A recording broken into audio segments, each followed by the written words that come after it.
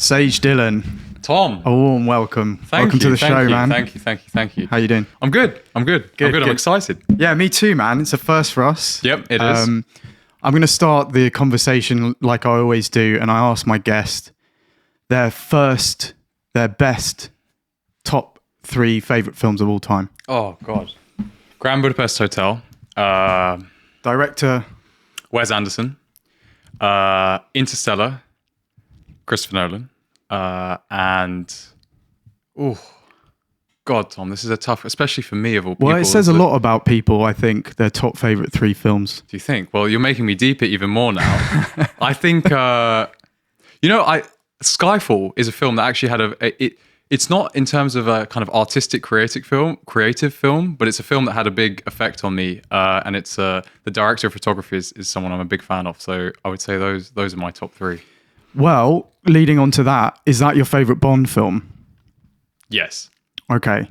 Well, mine is Casino Royale, just because I remember when that came out, and it was around 2006.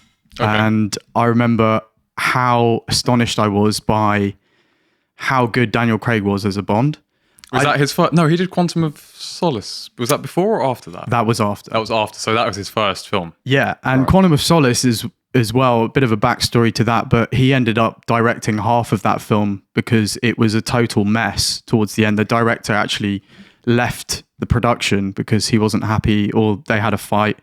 And that was a shit show. It wasn't a memorable film. No, definitely not. But Casino Royale, I remember the talk before it came out. Daniel Craig was the new Bond, and he was being panned as this person who couldn't play Bond very well. And he was blonde. He wasn't good looking enough. He didn't have the charisma.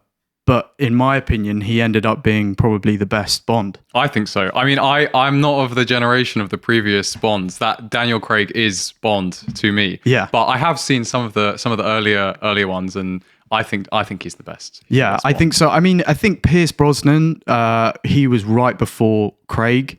I grew up with Pierce Brosnan during the 90s, and that was a good time for film in general. I think the 90s, we had so many epic films and so many hits that I think even your generation will know.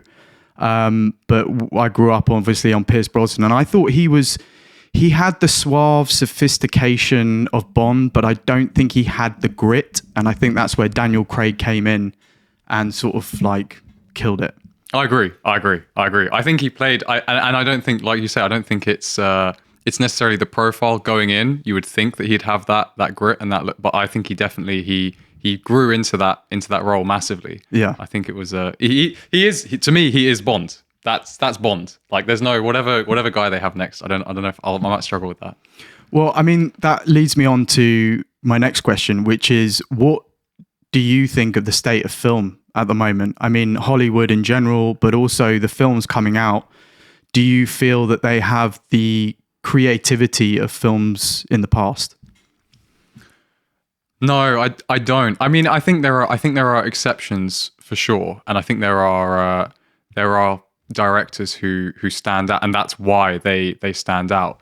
But I don't. I think it's always been a business, but it's becoming more and more so commercial. And also, I think that the reasons why certain films are made and certain films are not made are not because of the merits of the story and the film itself. It's a lot more about the things around it and social, cultural things. And there's a lot more kind of calculated why these things are. So, but I'm young, so I wasn't watching films 20, 30 years ago. So. But I do feel like I can't remember the last time I went to the cinema.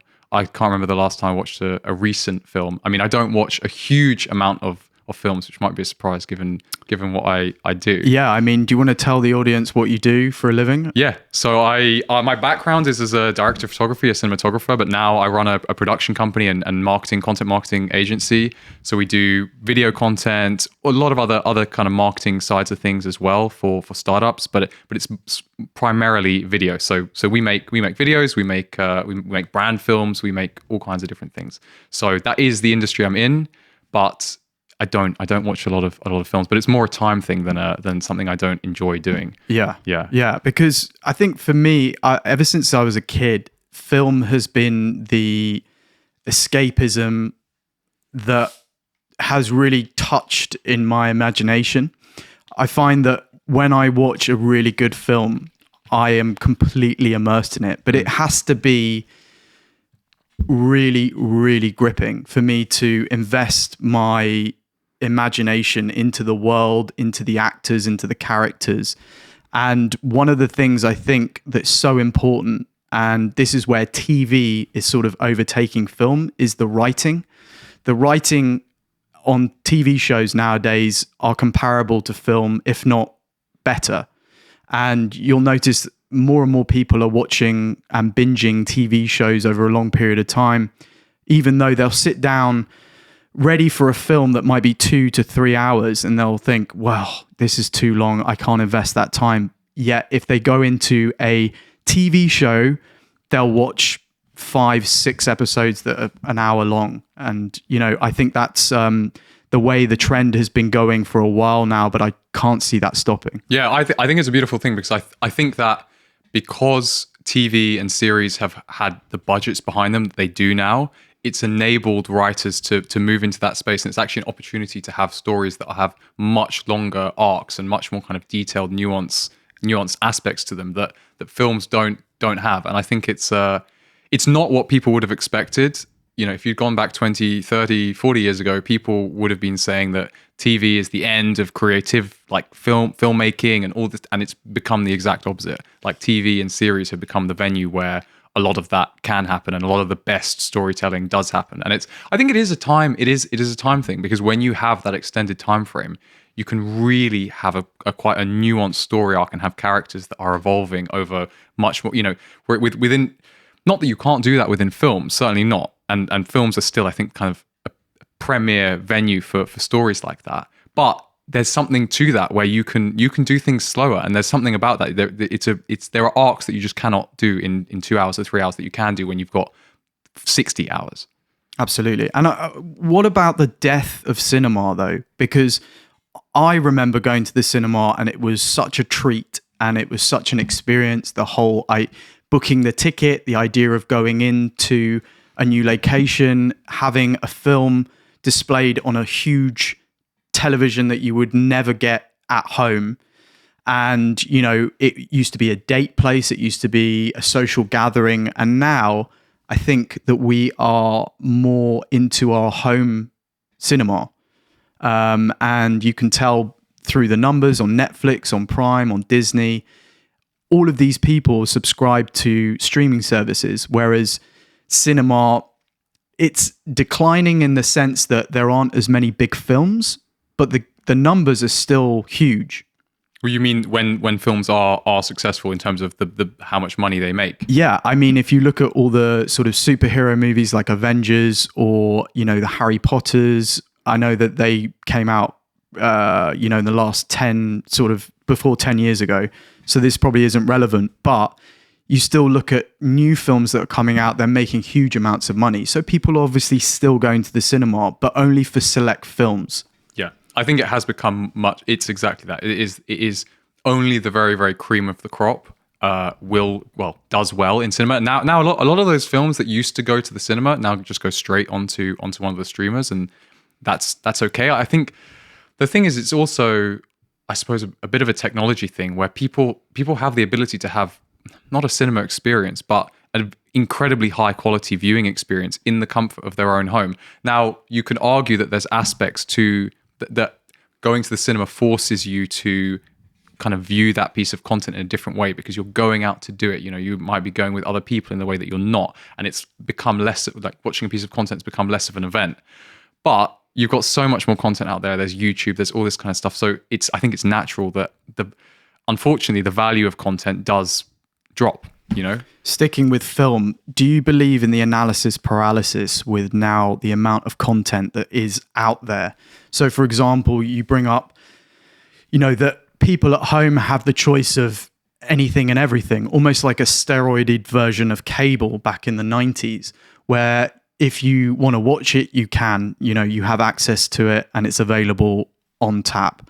But there was a certain magic, I think, when you would choose to go and see a film and actually, as you say, go to a location, look forward to seeing the film and making sure that, you're available on that day for the film to be shown. Now you don't have to do any of that. So does that retract away from the magic of seeing films? Does it retract? If you believe in magic as well. I suppose you could argue it retracts from the magic, but I think it's just different. I don't know whether it's better or worse, but I think it's certainly different. But it ties into, I think, bigger themes and bigger ways in terms of where people's attention and how their minds are evolving now. And I don't think there are many things in people's lives that actually have that significant, like a kind of big. People are very fragmented and they're in all kinds of different places, and you're watching, short form content. You've got all these distractions and things. So I think that, yes, but I think it's a much bigger, it's a cultural thing and it's a psychological thing, in my opinion. Yeah, I think you're right in the sense that now people have access to short form content. It's hard for people to laterally move to, long form content when actually, I would say that's more riveting and involving than the kind of content that we're getting access to. You will watch a bear eat a puppy at one moment, and then the next moment it's a tip for straining pasta. Yeah. It's got to a point now where I think, at least in my case, my memory for what I remember in terms of what I'm watching is gone. I am no longer thinking about a movie that I watched 2 years ago that I really enjoyed, and now it's access constantly 24 hours a day, and I forget what I've even watched. Yeah, it's the pace of our age, though. This is everything. This is everyone. This is all things. Things are moving and evolving and improving as well so quickly that it isn't. People are not in a mindset where people, I think about things for such an extended period, and even like consider like and it might be a matter as well of how deeply people actually think, just in general, because I don't think people are thinking in as deep a level as they used to, maybe 20 years ago, 30 years ago, 50 years ago, 100 years ago. And I think content is, I don't know whether content's a reflection of that or is a cause of that. I think you could make an argument both ways, because I think that if people didn't watch these short form, quick dopamine hit content, it wouldn't be made. But it also reinforces that pattern. Like I try to avoid all of those things, and when I do, when I'm not able to avoid it and it catches me, I see the effect it has on me, and it's not an effect that I think is positive at all. At least for me, it's not positive at all. And everyone I speak to, no one I speak to is like, yeah, I really like the fact that like I'm on YouTube Shorts 6 hours a day and like Instagram Reels. Like that's a really positive thing. Everyone hates themselves for it and is like regretful, and like you say, you don't remember what you've watched. You sit down, 3 hours of your time just disappears, and then if I ask you what was the best thing you watched, what was the worst thing you watched, you can't remember anything. All that happened is you were stimulated, you were distracted from your existence, and it's the truth though. I believe, yeah. Well, you're distracted, and I think that you're distracted in a way that it's sufficiently engaging to that you don't go away, but it's not engaging enough that it moves you forward in any way, or it does something where it actually has an effect on you that you then look back on and feel positively about. Most people feel regretful, but in the moment, that regret, they don't feel that regret in the moment enough to not do it. They might be scrolling and hating themselves for scrolling, but they don't quite hate themselves enough to stop the scroll, and I think a lot of people are stuck in that, unfortunately. And I don't know if there is a solution, or if it's even a thing that should have a solution. It's just up to people to make the decision, because I've made a decision as much as I can to try and actively avoid those things, but it's not something you casually do. It's something you have to actually have a commitment. In the same way as if you want to stay fit and healthy or eat well, you have to make a commitment to doing that. Otherwise, it's not just momentum will not make that naturally happen. And I think it's the same thing with things like that, with content. 100%. If you just let momentum take you, you will get into a very, very dark place.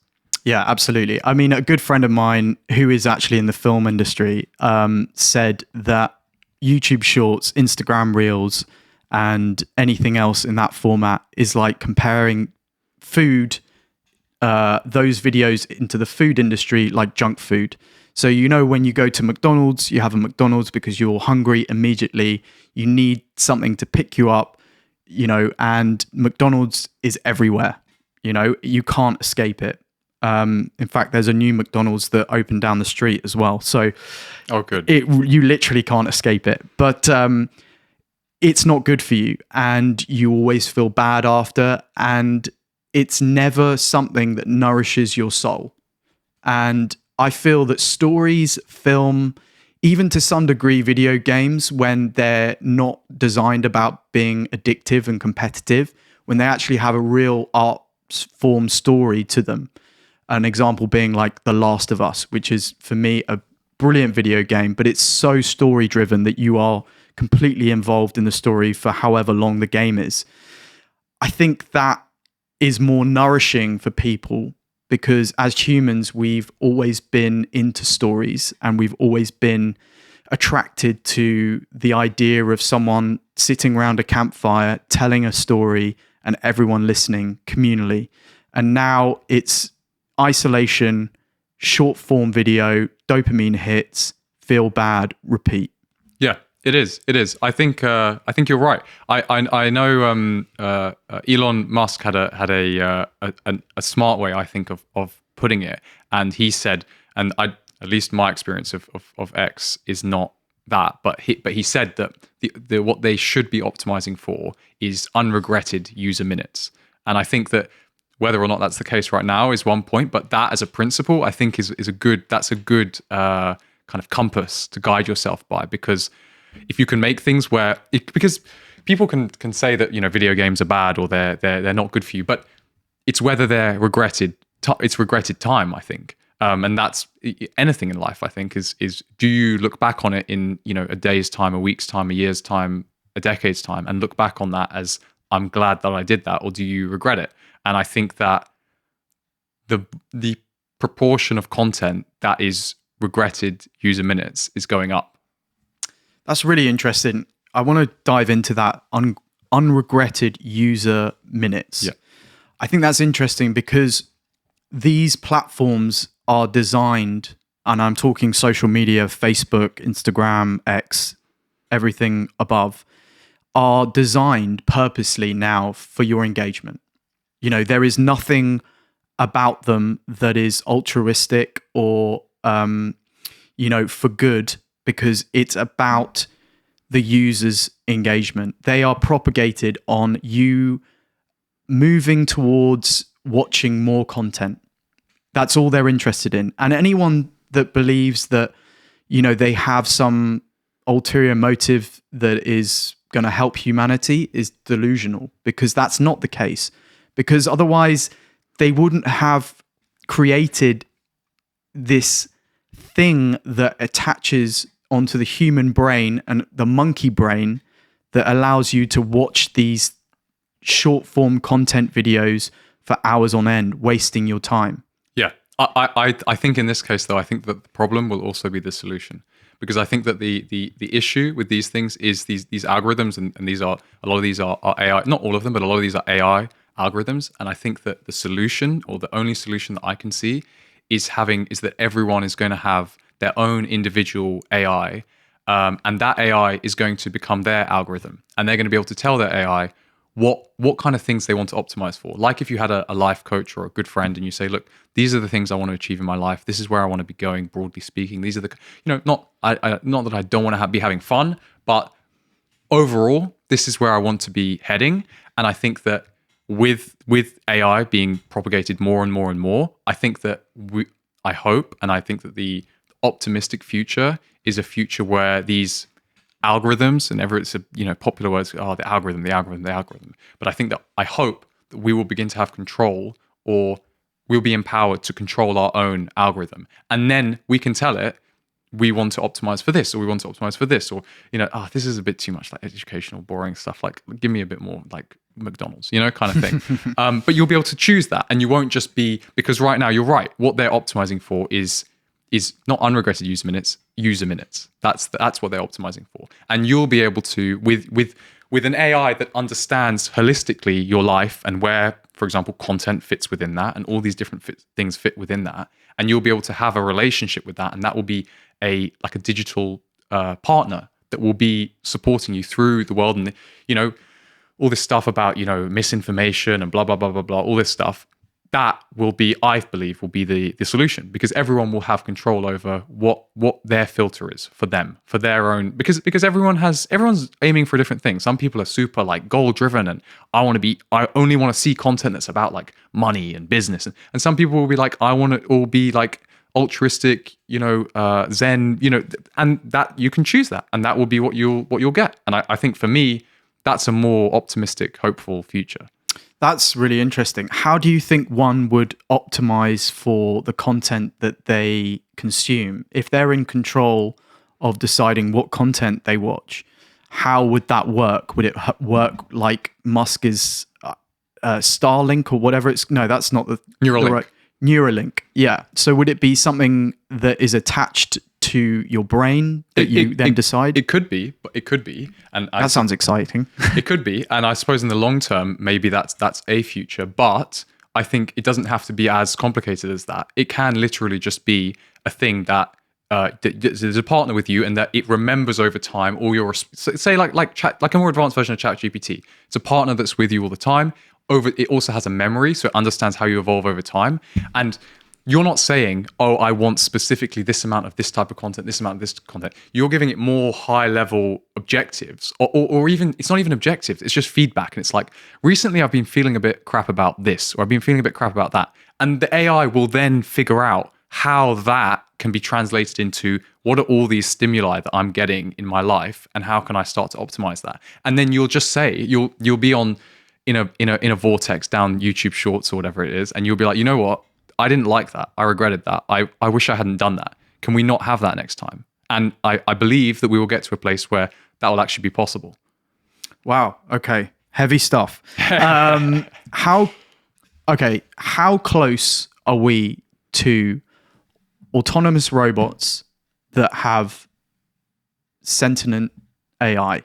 So we call it AGI, which is artificial general intelligence. How close are we to that? The robot part, I think we're probably within 5 years. The sentient AI part, I don't know. I think that's an open question. But the sentience is one part. But just having a robot having an AI that is smart enough to not fool you, but smart enough to, it's good enough that it makes you feel like there is a thing there, and it is responsive. It understands you in the way that you might understand me, or someone else might understand me. I think that we're maybe again like five years away. Whether it's something that has sentience, whether it's something that has consciousness, even if that's even something that's possible, I don't know. But I think that something. I think that maybe even sooner. To be fair, could even be a year or two that we have at least the software, at least and I think the first form it will take, the robots is a harder challenge, but I think that will be a challenge that we solve within 5 years or so. But the software in something that's like Siri, or not like Siri, because Siri is crap, but a future evolution of Siri or Alexa or one of these assistants, I think something like that is actually something that is permanent over time with you and evolves and changes, becomes like your AI. I think that's very close. Well, I saw that Musk had released recently his Tesla bots, and I'm sure the audience members know exactly what they're called, but Optimus. It's not released, but showed them off. Yeah, demonstrated them. Yeah, and that was quite riveting to see, because that was the first time that I thought I had seen a fully autonomous robot. However, there has been speculation that actually it was being controlled by... They were remote controlled. Yeah. There you go. But the idea, the concept behind it You know, the fact that Musk said this is going to be the biggest consumer product ever made is quite a statement. And when you do see the actual footage, even though it's now we've said that it's fake. I don't think it's fake. I don't think it's fake, but I think it's a demonstration of what that technology. A demonstration. Yeah. Yes, exactly. And the fact that that in itself is almost on the horizon is quite science fiction. You know, it's not scary, but it's also it's moving into the unknown because we've never done this before. We haven't even been close except in film. And I believe that there's one of two ways that we can go with this. I believe that we can go the Star Trek way, which is technology helps humanity in such a way that we solve all our problems and we go and explore space fundamentally. Or we go the Wall-E way, which is everyone's floating around fat as shit in a hover chair and can barely move because we've atrophied to such a point where technology has made us this huge bulbous lump of human bones. So which way, Sage, do you think that we're going to go? I'm going to evade your question. I'm going to say we're going to have the choice of both. I think you're going to have the choice to go either way. And I think that it will be interesting to see how many people take which path, but seeing the choices people make in terms of content, going back to what we were discussing earlier, it's worrying. But I think that we will have the choice, and there may be a bifurcation of society where you have some people who go that Star Trek way and some people who go the Wall-E way. And is there a can you make a moral judgment on that? I don't know, but I think that in terms of what makes people happier, I want the Star Trek way. Yeah, me too. But I think I hope and believe that we will have a choice. It will be a path that you can choose, but it's not necessarily going to be an equally easy choice. And I think a lot of people may fall into, the easy choice of going the Wall-E way and just being stimulated and get your dopamine, get your whatever, and the Star Trek way will be effort. That's long. Yeah, I mean that's gonna that in itself is going to divide humanity because you get people who are progressive and looking to move towards the future and interplanetary exploration, and then you'll get the people who just want to sit and be pleasured through content and entertainment, and that could actually divide humanity in such a way that we're no longer together in our mission goal of making humanity better and bigger and exploring space, because you have people who are just going to be left in Earth and doing their thing.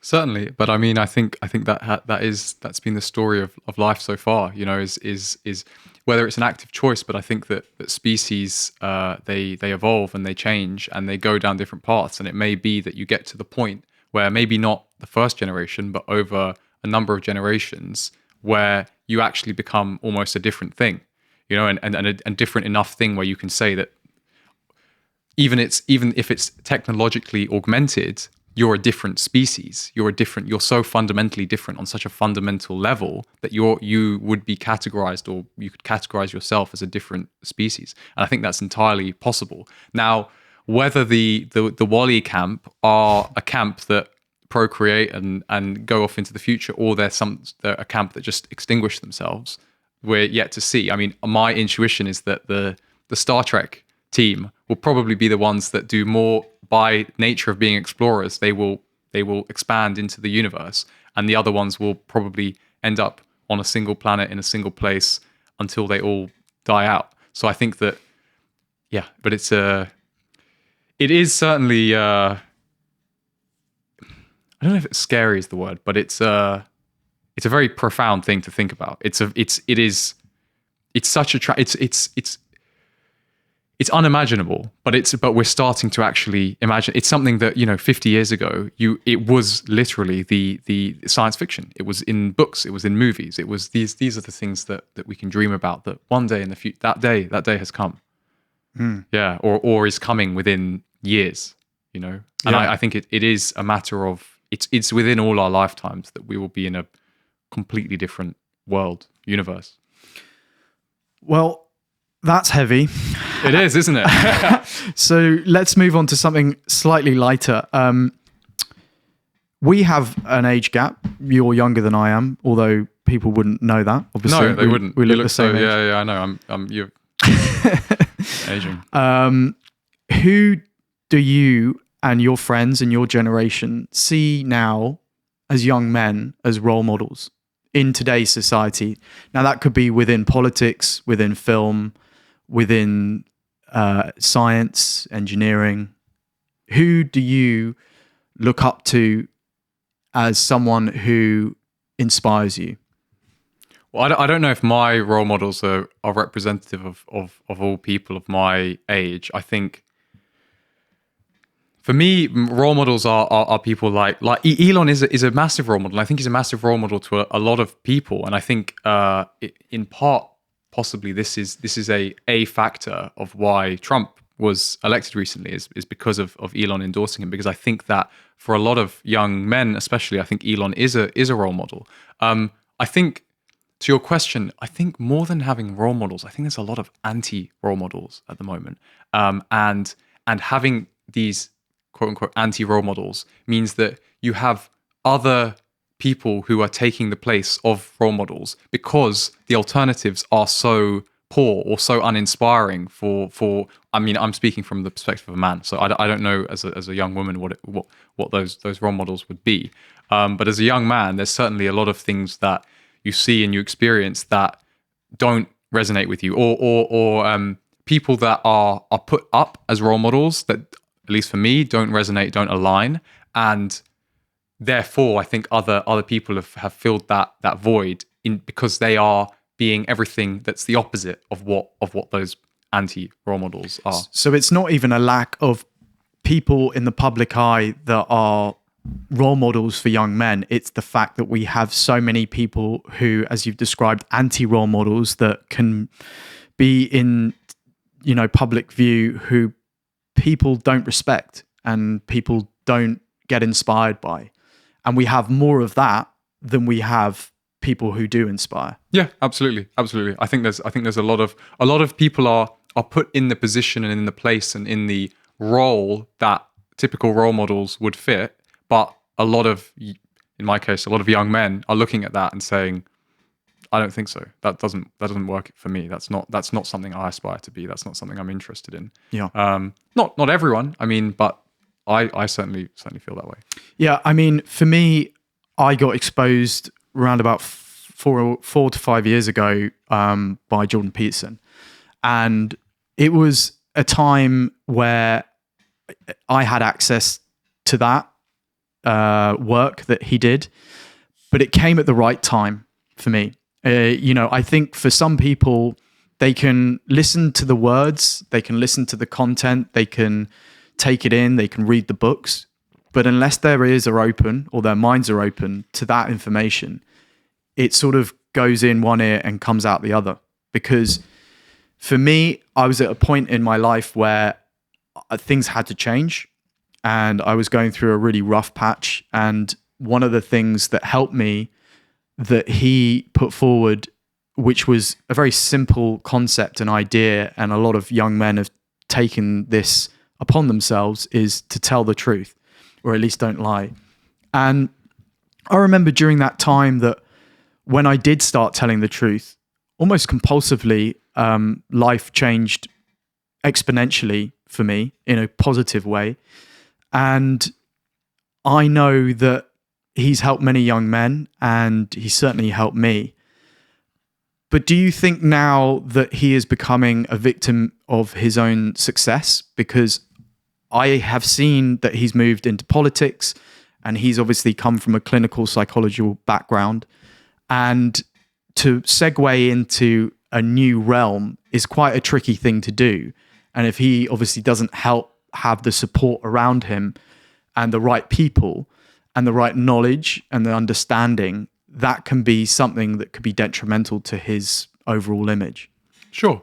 Yeah, it certainly could be. I mean, I'm very much aligned with you in terms of that truth being a kind of fundamental guiding light or compass. And for me, that's probably the closest thing I have to a religion. And I would say that in answer to your direct question about Jordan, I think that if he is pursuing the truth from his perspective, then by definition, whatever comes of that will be good. By this, so if for him this path that he's on, he's pursuing truth and knowledge and wisdom and greater understanding of himself, and understanding of the world, I suppose.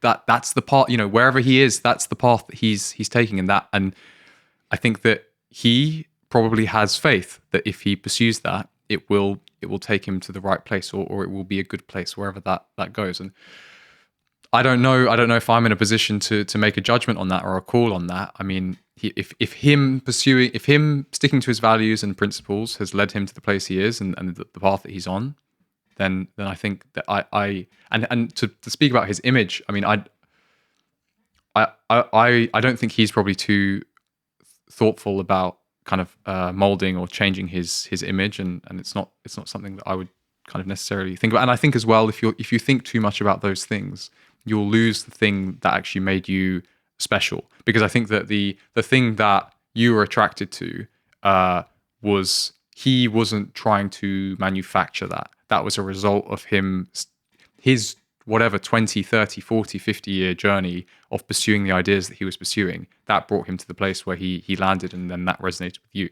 So I think, whether he falls into a place that he no longer resonates with you so much, but he starts to resonate with other people, that's his path. That sounds like, as an individual who's adapting and changing in the world, their reality and their points of view and their understanding also adapts with them. Because I know that during that time, I was very rigid on what he was saying.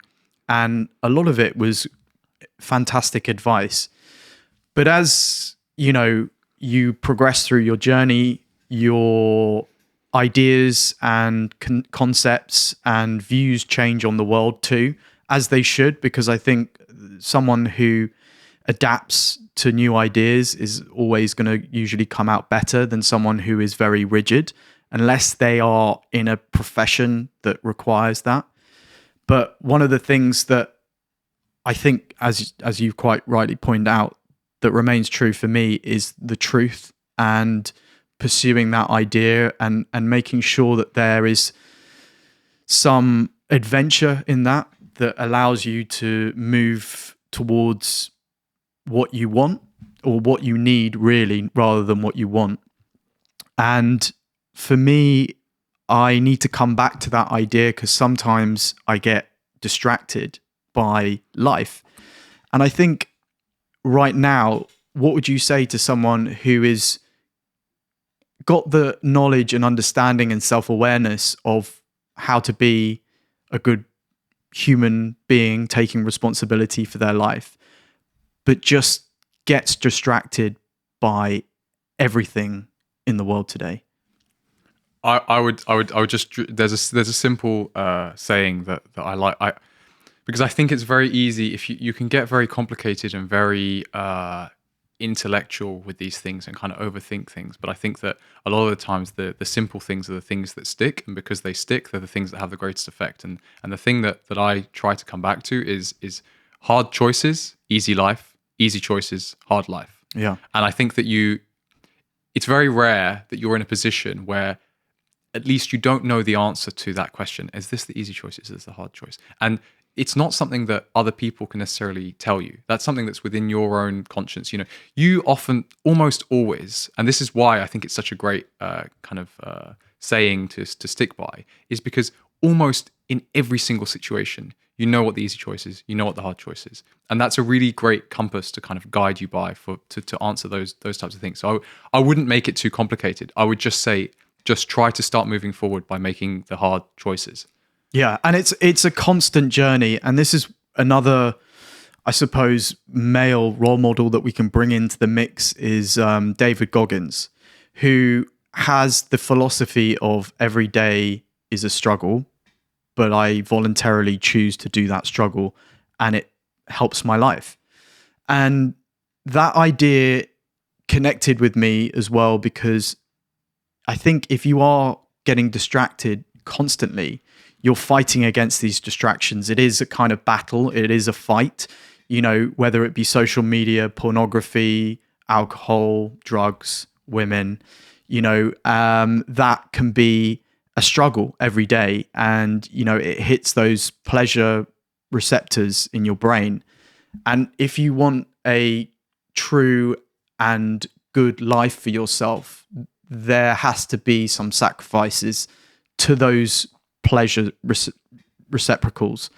And unfortunately, in today's day and age, it is something that you have to do every single day because of the access to all of these things. They have never been more accessible in today's day and age. Before, they weren't. Now they are to everyone. Yeah, certainly. I think though that your mind adapts and changes, and I think that the struggle, no matter what the material circumstances, the actual things you're facing, I think that your mind will oftentimes give it the same strength or like the same kind of emotional valence in your mind. And whether your great challenge today is not to eat McDonald's, or your great challenge today is to overcome your addiction to a drug or a certain substance, or whatever that challenge is, or to not do something less kind of very simple. If that's the hardest thing you're facing in that day, I think that the subjective experience of that will probably be fairly similar. So I think that, yes, it's challenging. Yes, there's a lot of distractions. There's a lot of things. But if you were dropped 50 years ago, you'd very quickly acclimatize, and the things that we would now laugh at as being struggles would start to become struggles again. And the things that, wouldn't be distractions would become so. So you believe that the environment acclimatizes the individual which they're in? I think the individual acclimatizes to the environment. I think, yeah. I think so. I think I don't know, because it's hard to actually put yourself in that position and actually understand. But from my experience, I think that it's the same thing with like stress. You have a certain level. There's a level of stress that you experience, and it feels like shit. This is tough. Like, this is the hardest thing. But then a couple years later, you have something where you'd say, oh, this is like twice as stressful. And then you acclimatize to that, and the thing that previously was the most stressful thing you've ever experienced is like, oh, no, that's dated, like no issue now.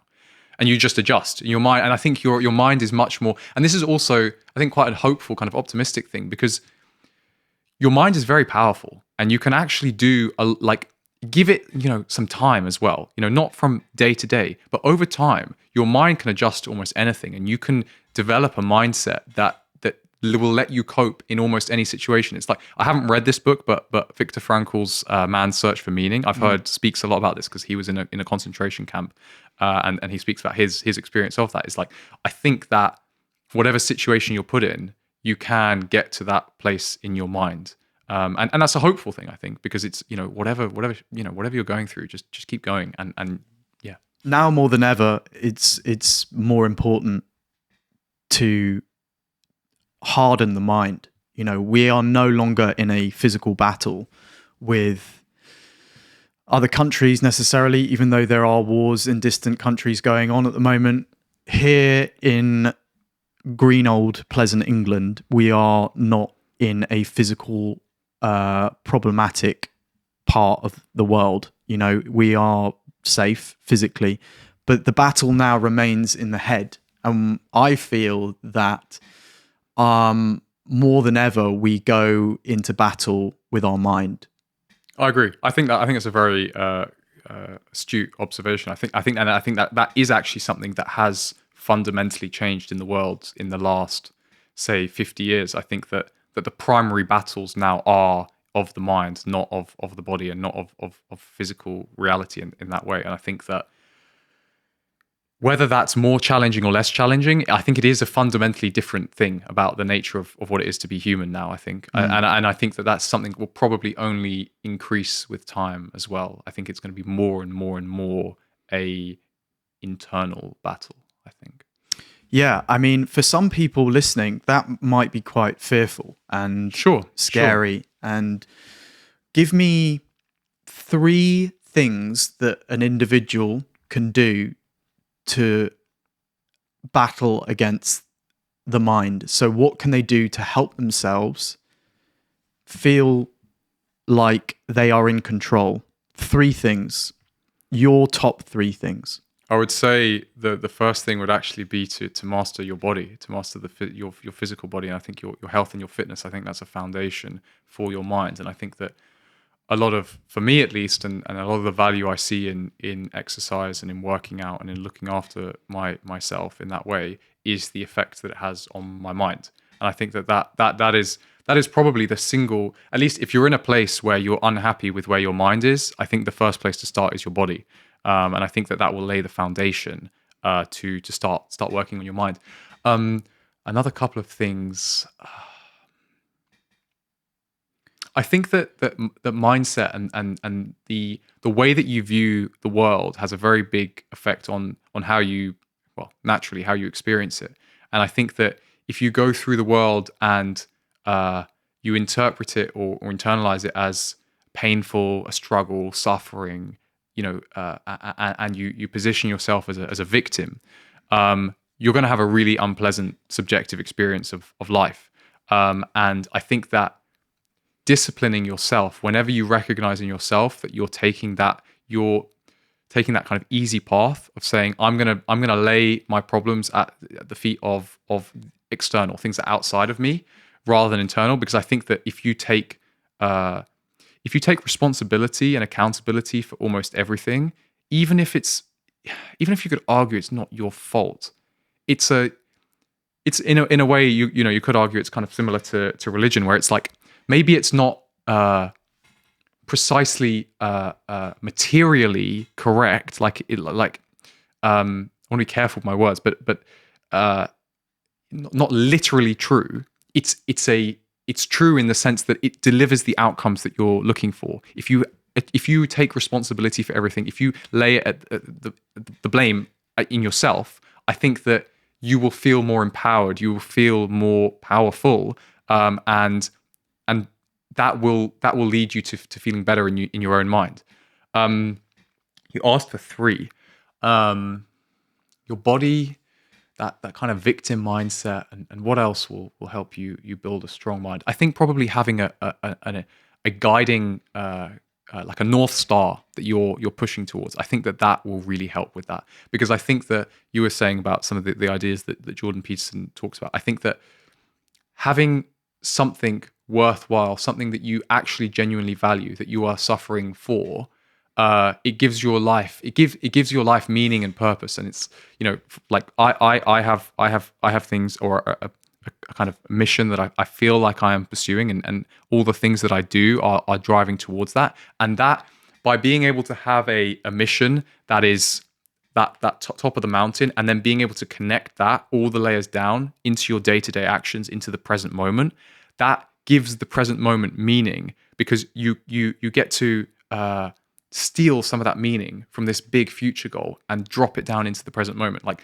the email that I'm writing right now, the call the meeting that I'm in, the call that I'm in, if I can see how that connects in, like in Jordan Peterson's language, in like the hierarchy of your goals to the highest possible goal that you can conceive of, if you can, in your own mind, clearly see the kind of logical chain down from that high goal to what you're doing right now, the present moment you'll, like I said, you'll steal some of that borrow some of that meaning and have it right now in the moment. And that will allow you to move forward. And it will also allow the subjective experience of your life to be a joyful, happy, pleasant, fun experience.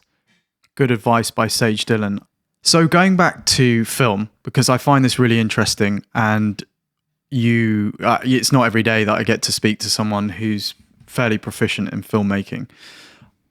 We had a conversation a few months ago about cinematography, and I don't think people realize just how much work goes into setting up a film stage.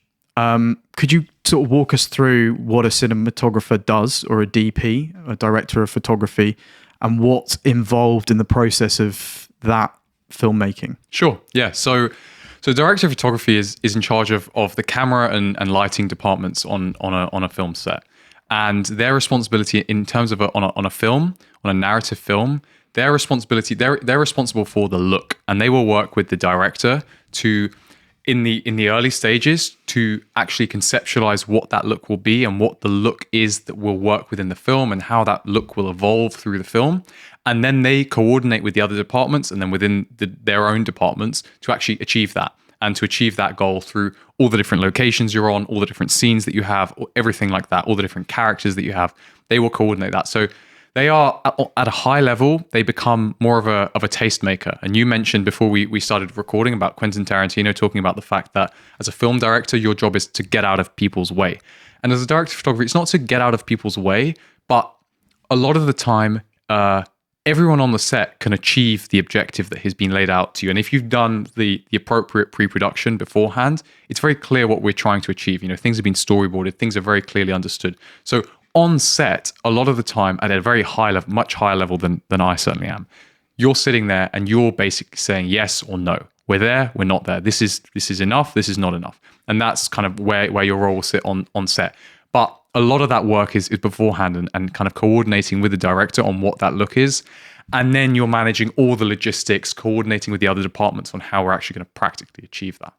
Yeah, I mean, that's a lot. One thing that you mentioned Tarantino, and I'm a huge film buff of Tarantino. I love his films. One of the things that I notice about him and filmmaking is that he's almost like a dictionary or Wikipedia to film. I mean, if you mention a film, he can tell you why it was filmed that way, why the costumes look like the way they do, what the director's process was for choosing certain scenes. That is something to be admired in filmmaking. And would you say Tarantino is up there with one of the best filmmakers of all time? Yeah, I would. I would also say though that my opinion in this respect, I wouldn't respect it that highly because all those things that Tarantino is, I'm not. I don't have that kind of dictionary knowledge of films. I didn't study historical films. I studied film at college, so I watched some older films, but I don't have that level of understanding. In my opinion, Tarantino is one of those filmmakers. But I don't know if my judgment, I don't know if I have the knowledge and the context to actually judge him against all the past historical filmmakers because I just don't know. I haven't watched enough film. Well, actually, something to advocate your prowess in filmmaking is that Tarantino didn't even go to film school. So for someone who's sort of learned on the job, I think that's kind of what you do as well. And when you are doing projects, whether they be commercials or advertisements of products or interviews, what is it that goes through your head when you are setting up the stage for that piece of film? Well, I certainly have, and it may be hard to put it into words. I may have I think I have a taste, things that appeal to me and things that don't appeal to me.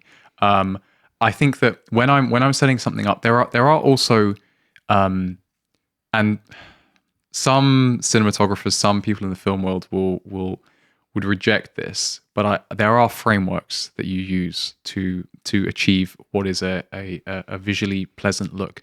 And when you look across films consistently, you will see the same framework, the same techniques, the same approaches being used time and again. Now, the specific implementation and how that falls within the context of the scene and the location, all these types of things, is one thing. But there are frameworks. And so when I walk into a location, the first thing I'm looking at is, what exists there first? What light do we have? What's the space physically? What have we got spatially? Where can we put cameras? Where can we put lights? Where is light falling from daylight? In the morning, the light's coming through this window. In midday, it looks like this. In the evening, it's going to look like this. I'm looking at how is the sun moving across the day? All these types of things, and I'm then understanding. Okay, within the we were setting up this podcast before this, and we were discussing exactly this, that we had problems that we had to solve that were physical problems, but those physical problems were trying to achieve a visual look. And we're like, okay, how can we move things around physically to get what we want, that outcome that we want?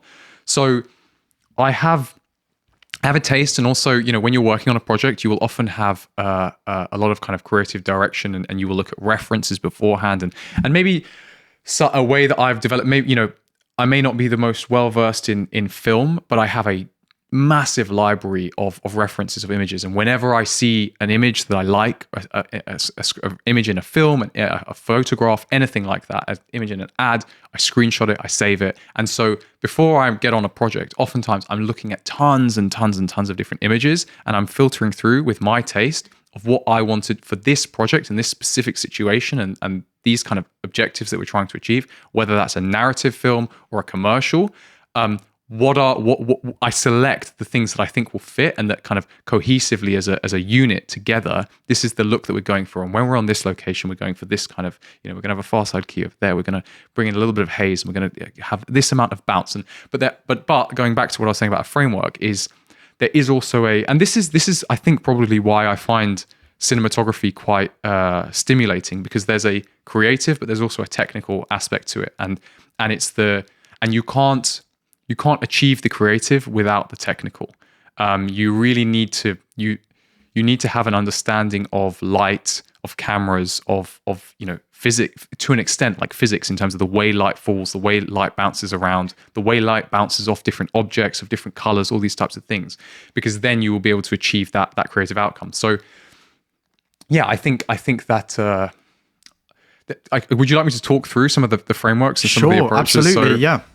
So something you'll see a lot in films is what is essentially what we're doing here, which is a far side key, where you've got a light. Because if all the cameras on this podcast were flipped on the other side and we were filming into this side of your face and this side of my face, everything would look quite flat because the camera is on the same side that the light is on. Whereas if I film from the opposite side of where the light is, you really get to see the texture of your face, and it makes your face kind of stand out, and it's kind of 3D to an extent. Because you've got a 2D plane, you've got a screen, and you're trying to get people to stand out. And the other thing that you're looking at, and this falls into some of the technical aspect, is the ratios of light to dark. And this is what you'd have: is you have the key to fill ratio. So the fill side is the darker side of the face, the key side is where the light is coming from. And then you also have the key to background ratio. And how I position you on the background. So the way that this camera may not be looking at it like right now in this way, but the way that I'm seeing you right now is the bright side of your face. Behind you is darkness. On the dark side of the face, behind you is light. And that makes you jump out like a zebra pattern, So there are things like that you do, that you try to pull people out. And you do the same thing with colors, for example. A lot of it's kind of a cinematics look to have this like orange and teal look, where you've got, and the reason why you have orange and teal is because these are colors that are opposing on the color wheel, and they really stand out. So there's a lot of things like that, and this is something that you may have on a film where you say, okay, to start with, because say the story is a character that's going into a kind of a really bad psychological space. You may start with the things are positive, with bright kind of key, a soft, like the key to fill ratio is very, it is small, so they're almost the same. And then as the film progresses, it gets darker and darker and darker and darker and more contrasty. And that's something and that goes back to what we were discussing earlier with the director and director of photography working out in advance how the cinematography works within the story, because you may have that evolution, and you have to know that before you start shooting, because you don't shoot things in order on a film, and that, okay, we are at 60% of the way through the film, so the look is going to be like this because we are going through this progression. So that ties into a lot of the technical, where you've actually got numbers, and you'll be looking at a screen, and you'll be taking a light meter and saying, okay, the brightness is at this level, the brightness here is at this level, okay, we're good. And then you'll say to your gaffer, for example, okay, we need to bring that up a little bit, bring in a little bit of bounce, something like that. Wow, great. One of the things that I certainly learned prior to setting up this podcast was lighting, how important that was. And you've obviously gone into detail about the effect that it has on the person in view and also the background itself. For example, if you are filming like a commercial, what sort of lighting are you using? Because I'd imagine you don't want a moody, sort of dark, mysterious look. You want something that's in full bright focus to highlight the product or to the person if they're chatting to camera. What kind of lighting would you want for that specific type? There's not necessarily a single answer to that. It really depends, and it does depend, and even and now, so especially, you're actually probably maybe leaning more into the more dramatic looks because you're really trying to capture attention. You're trying to hook people. Right. And the cinematography is an aspect of how you're going to do that. Now, that's not the case for everything. You know, if you're doing a L'Oreal ad, you don't want like that dramatic lighting. You're going to have a nice soft look. But if you're selling Nike shoes, you might have a super gritty, rough, dark look. With lots of contrast, you know, lots of like different colors going on, all this stuff. You know, you look at a lot of like Apple commercials nowadays, they look like movies, you know, and a lot of commercials do look like movies nowadays. And in fact, commercials and probably to an even greater extent, music videos are a really fun test bed where you can really push the boundaries of what you can do with cinematography, because they're places where you may not necessarily be able to push the boat out so much in a series or something where you have to kind of stick to what that has already been mapped out in advance and what sticks with the story. So I'd actually say that with exceptions, and you know, if you're doing something corporate, if you're doing an interview, if you're doing a talking head type of thing, that's not the time for bringing out, you know, different RGB fixtures with different colors and blah, blah, blah. But a lot of times, like, yeah, that actually is what you're looking for, because you really are trying to create something that's compelling and catches people's eye. So it's sort of the vision of what you want as well, regardless of what you're filming, because you are the master of deciding what goes in to the actual filming of what you're doing. So that sounds like it's quite empowering as a cinematographer to do. You are the master, but the true master is whoever is making the film, and that real master may be the producer or the director, and the producer or director may choose to bring you on because of your past work and because you're aligned with a certain taste. But it's not necessarily that you're brought on and it's then like, okay, you go have free reign and do what you want. It's like you were brought on to achieve a specific objective. So like you said, this is the look that we're going for. So it's now your job to achieve that look. Well, as you said, Tarantino uses the same cinematographer for all his films to get that look and to get that vision that he's looking to produce. I mean, it's really interesting the amount of work that goes into filmmaking. And, you know, do you believe that for your journey as where you are now and where you want to be, do you see yourself getting into film or TV at all? Or is that something you would like to do? Or would you like to segue into something completely different, but maybe within the same realm? I think that I would certainly like to be in the realm of producing content that tells stories. Now, the nature of what that type of content has been has changed over time. You know, we were talking about how films and series have changed, and series has become almost a prime place to tell these stories. As I don't know what the future kind of formats or media will be that these stories will be told. I would certainly like to be involved in telling stories, and I think that storytelling is something that rings very true to me. And I think as well, like you were saying earlier, stories are a vehicle for communicating certain ideas and messages, and that's certainly something that I want to do.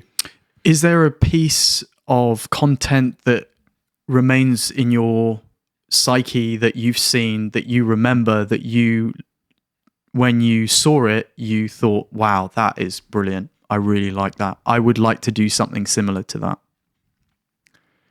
Yeah, I mean, the example that comes to mind is not really that profound, but I remember being in the cinema, and maybe the reason it was such a great experience was because I watched it in the cinema. But before the film, I don't remember what film it was, but before the film, there was a commercial by Moet Chandon, the champagne company, and I can't name the commercial. I don't even know. But it was really fantastic, and I watched it, and I was like, that is awesome. That's the type of stuff I want to make. And there's a lot of ads, you know, if I go through my reference library of cinematography kind of references and content, there's a huge amount of content that I've seen that stuck with me like that. But I wouldn't say that, you know, in the way that maybe some filmmakers would say that, oh, I watched this film and it just changed everything. I don't think I really have that. I mean, I can tell you about my path to why I think I pursued film and what that was. And that wasn't actually from watching a film. That was from watching a film being made outside my house. Oh, wow. Okay. Yeah. So let's go into that. What film was that? Do you remember? How old were you? The film was called, I can't remember now, but it was a made-for-TV film. And it's going to come to me. And I must have been 6 or 7 years old. And this was, they were shooting the film outside my house. And I saw, you know, and it was for multiple days. And you'd see this whole, you know, it's like a circus coming to town. Yeah, you know, yeah. You've got 30, 40 different people, all this different equipment, teams moving cars around, and It's exciting. yeah, costumes and all these different kinds of things. And it was something that I was just like, wow, like how, like it was more a question of how the hell do you like do that? Like it was so beyond me in terms of the complexity of what they were doing, and there were so many moving parts. And I was just like, this is how like the things that you watch are actually made. Like, this is crazy. And I think that probably was the thing that set kind of the dominoes falling, where I would watch like, behind, on DVDs, you'd get like the behind the scenes extras and things like that. And I'd watch that. And then YouTube was something that was kind of coming when I was growing up, and you'd watch all the behind the scenes, you'd watch all like how they made this, and there'll be people showing you how to do certain different things. And I kind of went down that rabbit hole. And that eventually took me to where I am now. And I think that it was probably and this is why I said about why I especially find it really interesting is this kind of the creative and the technical coming together. Is like, I think my original interest was as much, probably more so, significantly more so, the technical than the creative. I think that I was sucked in by the technical. And then I started to understand the creative, and that started to resonate with me more, and the artistic and the storytelling and the narrative side of things. It wasn't that, and this is in way contrast to people like Tarantino, who I think probably were more motivated by the narrative, the story first, seeing these films and being like, I want to see something that kind of pulls me into that universe. It really wasn't that for me. It was like, how the fuck physically do they actually do this? Like, what is all this? They've got all this stuff around, like there's all this equipment. What does that do? What is that big pole with a extra pole on the end of it? Like, what, why? And it was understanding that and like pursuing that curiosity. And then that led me to the appreciation for the more artistic and stylistic and stuff. And I think now I have a more kind of rounded, balanced appreciation and kind of skill, I suppose, in both. But my origin was actually more in the technical. Very cool. Very cool. I remember, for me, one of the pieces of content, it was an advert that came out, I think, about 20 years ago. And it was on one of the 5 television programs that we have in the UK, BBC One, BBC Two, ITV, Channel 4 and Channel 5. And only 3 of those channels only had adverts. So when you were watching your favorite TV show, there was no way to skip the ads, to pay for the stream, to get through. You would have to sit and watch these adverts. And I think at that stage, they had to be more creative to get your attention, and one advert in particular caught my attention, and I used to look forward to seeing the advert if it ever came on television. Now, you might not remember this because it was probably when you were born, but it was a Cadbury's advert, and it was the Cadbury's Gorilla. And for people at home who know what I'm talking about, they'll instantly bring this up in their head. But the idea was you'd have a purple background, which represented Cadbury's color palette on their packaging of their chocolate. And it would be this ape in front of a drum set. And he would be sitting there with a very sort of gorilla look on his face. And Phil Collins' In the Air Tonight would come on. And this song has a sort of drum beat that nobody can forget. It's very intense, but at the beginning you have this sort of almost ghostly vocals of Phil Collins singing this song, and it was this gorilla's face, which was, I think, done by CGI, but it was a man in a gorilla suit who was sitting in front of the drum set, and the song would play out, and it would be almost a minute and a half long, which is quite a long advert. So this would instantly capture my attention. And as soon as the drum beat came on, he would go to town on the drums. And it was something that I always remember because it had nothing to do with Cadbury's. Gorillas and Cadbury's don't mix. I don't think gorillas even eat chocolate. But it was just so different and crazy. And that's the kind of content that I remember seeing and thinking, wow, this is really creative. And I don't think we see that in advertisements now. All I see on adverts is random people saying that their name is Joanna. Sorry for all the Joannas out there, and say that I can't afford my mortgage. Here's a mortgage comparison site. there's no creativity whatsoever. It goes straight to consumer, and it doesn't have the attention catching that the adverts of yonder years did.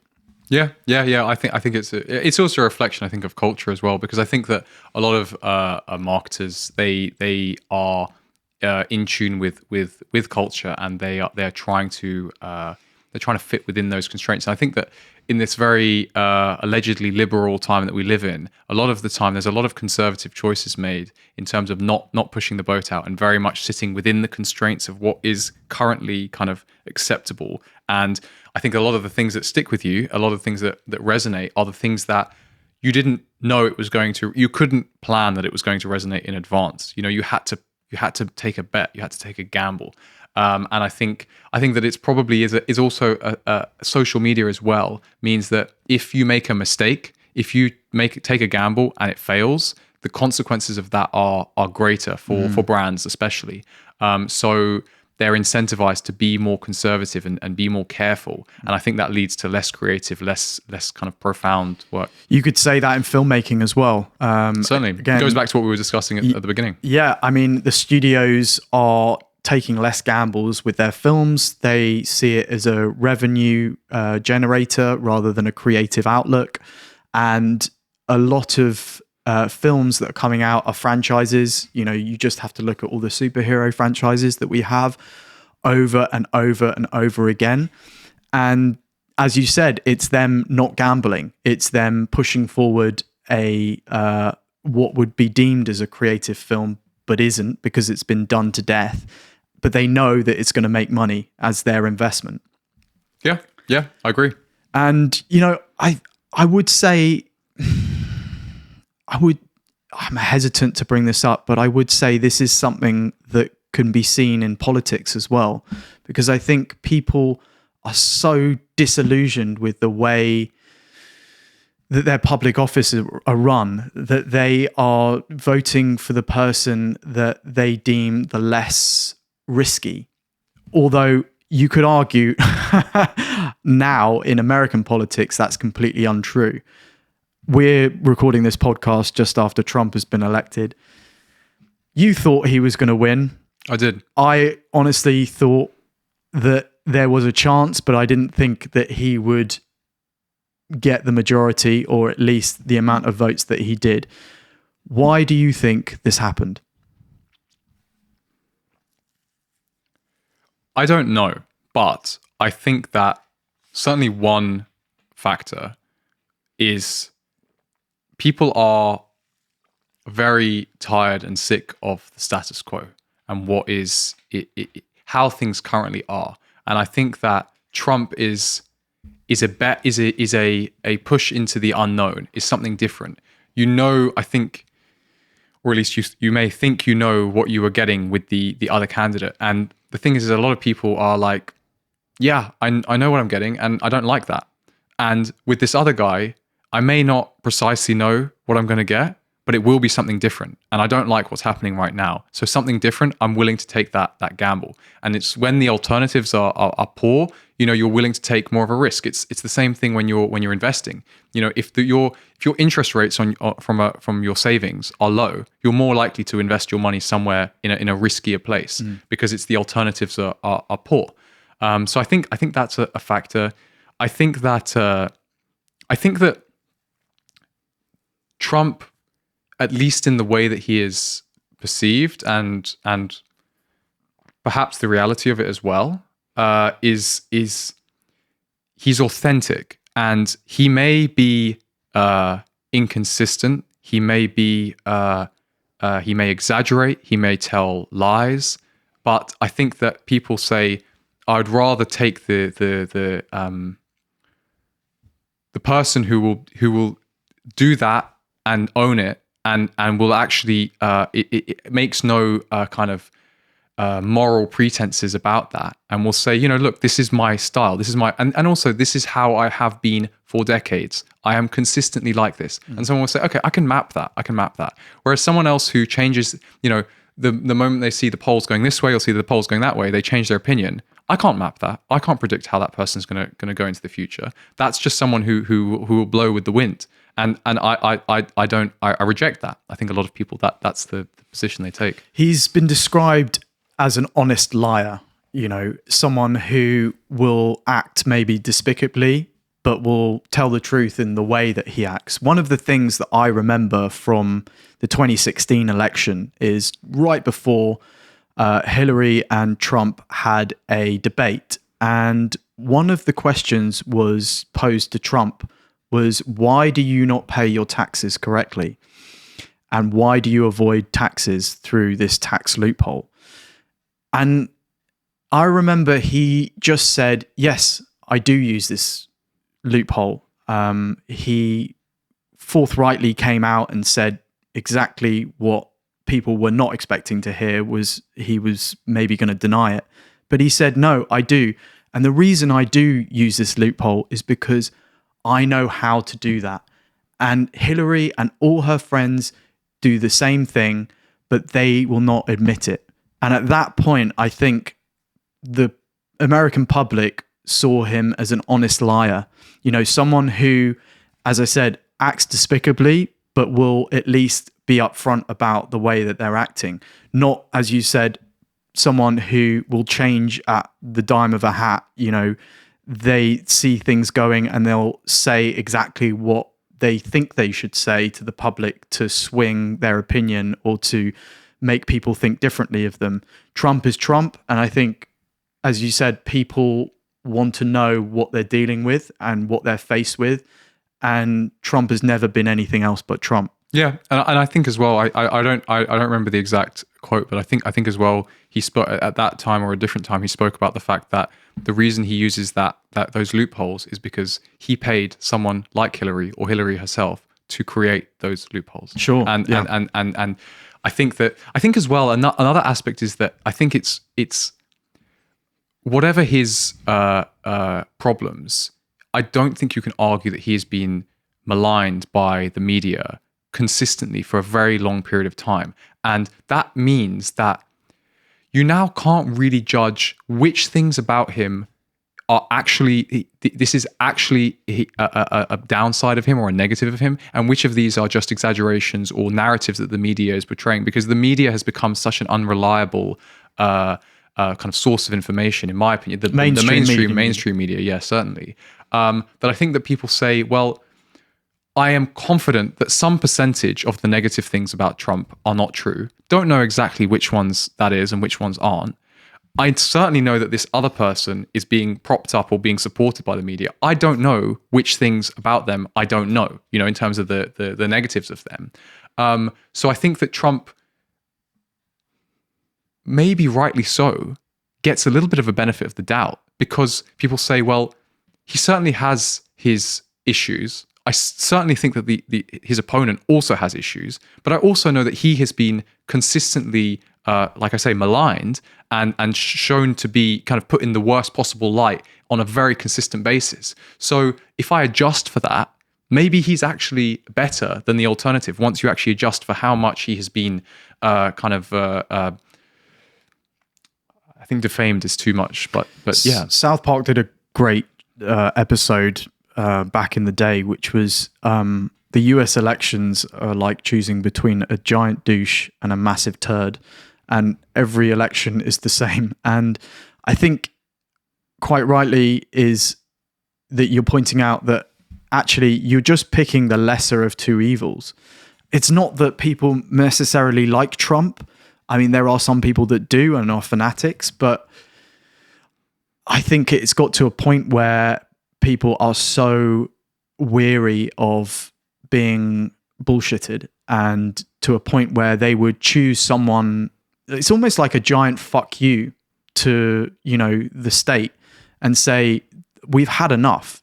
Like, we're going to pick this sort of person who doesn't look too good in the day of light.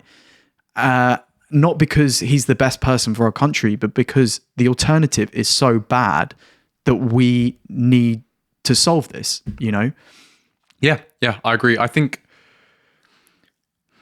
that position, although the structure of the political environment, it does incentivize that, because I think that either you can be very honest and straightforward, and in the way that Trump is, and not necessarily everyone likes you, but you're authentically that. Or the alternative is to be much more calculated with the positions you take, how you put yourself across all the, because if you're just fully always authentically yourself and not in a way that's almost obnoxious, I think you just don't achieve that kind of 50% or whatever you need. I think that in order to actually be a viable candidate, you either have to be fake or you have to be authentic and say, fuck you, this is actually who I am.